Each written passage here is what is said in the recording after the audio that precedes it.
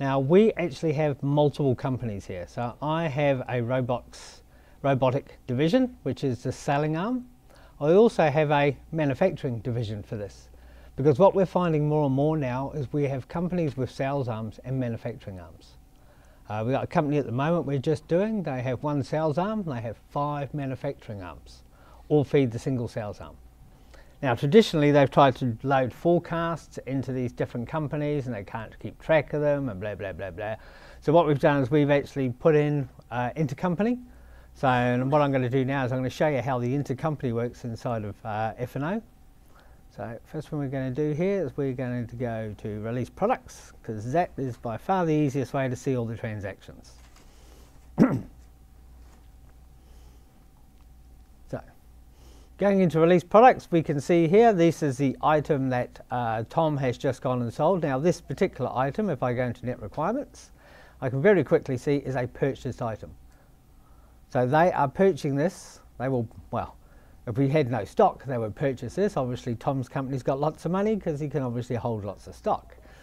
So what we've got here is as the sales orders come in, it depletes the stock and so on. So what we're going to do now is that in the manufacturing companies, we manufacture claws for the robots. We also manufacture 3-pronged fingers and 2-pronged fingers. Now the 2-pronged is a product master, which means we are giving them an option of colours. Same SKU, different colours. Right, so this is just to show off the configuration. So if I went into here and I go into net requirements for this, what I can see here is against the black one, I have a planned purchase order, which is matching up with demand forecast. Now if I pull this here down, you'll see I've also got a demand forecast in there for some blue ones. So all I've got demand for is the blue and black, because notice the other colours aren't sharing there. Now I just hop out of that one there and I go to something a little bit more complicated. I go into this one here, which is a claw. We go into net requirements. And what I can see here is that I can see from NDC in Melbourne, I have a requirements profile, and what I have is I have demand forecast, multiple demand forecasts, which are then producing planned purchase orders for me. Now this planned purchase order, when I click into it, you actually see it's actually the vendor for this is the manufacturing company.